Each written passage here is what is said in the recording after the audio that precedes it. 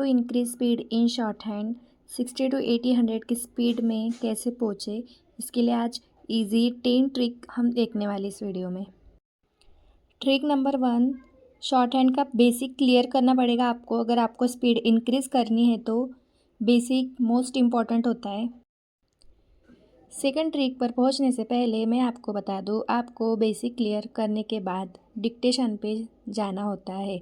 Dictation एक passage का audio होता है जिसको आपको केयरफुली सुन के उसके आउटलाइन शॉर्ट हैंड में बनाने पड़ते हैं।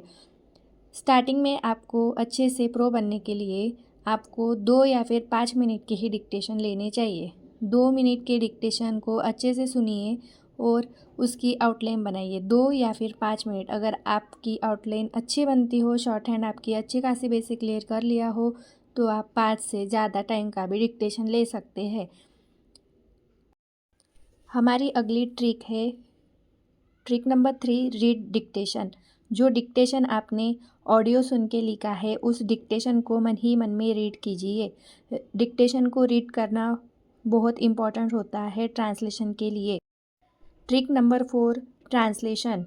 जैसे ही आपने डिक्टेशन को रीड कर लिया, उसे आपको इंग्लिश में या फिर आप हिंदी स्टेनोग्राफी पढ़ रहे हो तो हिंदी में आपको उसे ट्रांसलेट करना है। ट्रिक नंबर 5, आगे बढ़ते हैं ट्रिक नंबर 5 पे। जैसे आपने डिक्टेशन ट्रांसलेट कर लिया, वैसे ही आपको उसकी मिस्टेक भी काउंट करनी है। आगे बढ़ते हैं ट्रिक नंबर 6 पे। जैसे ही आपने ट्रांसलेट किया, मिस्टेक काउंट की, उन सभी मिस्टेक को आपको 10 टाइम प्रैक्टिस करनी है। और जितने भी हार्ड वर्ड आपको डिक्टेशन में लगे हैं, जिनकी आउटलाइन बनाने में आप असमर्थ रहे हैं, आपको उस आउटलाइन को 10 टाइम प्रैक्टिस करनी है।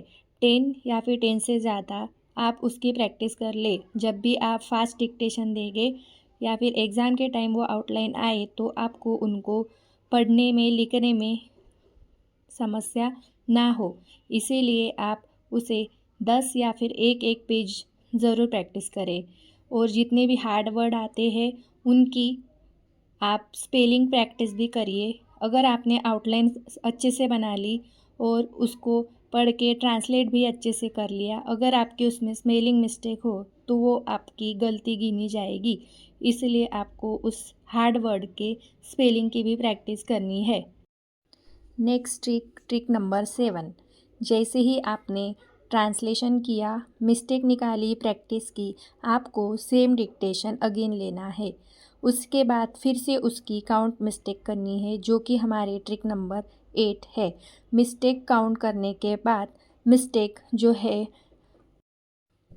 फिर जब आपने अगेन दिया हुआ डिक्टेशन की मिस्टेक काउंट की, तो आपको फिर मिस्टेक कितनी हुई है, ज़्यादा हुई या कम हुई है, ये देख के आपको अपने डिक्टेशन की स्पीड स्लोली इंक्रीज़ करनी है।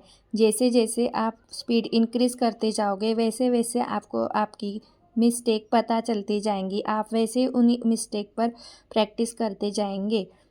धीरे धीरे आपकी मिस्टेक भी है जो वो कम होती जाएंगी और इसी तरह आपकी प्रैक्टिस जो है वो 60 to 80 100 की स्पीड क्रॉस करती जाएंगी।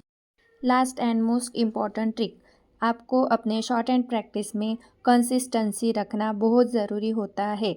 अगर आपने अभी करके 1-2 हफ्ते की गैप अगर आप शॉर्ट हैंड में लेते हैं तो आप शॉर्ट हैंड भूलना शुरू हो जाएंगे।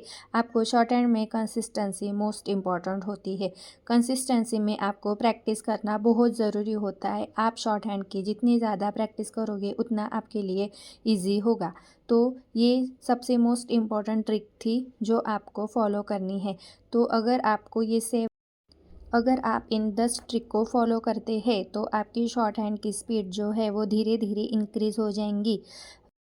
मैं 100% श्योर हूँ, जैसे आपने ये ट्रिक इस्तेमाल करना शुरू कर दिया, वैसे वैसे आपकी शॉर्ट हैंड जो है इम्प्रूव होती जाएंगी, आपकी आउटलाइन इम्प्रूव हो जाएंगी।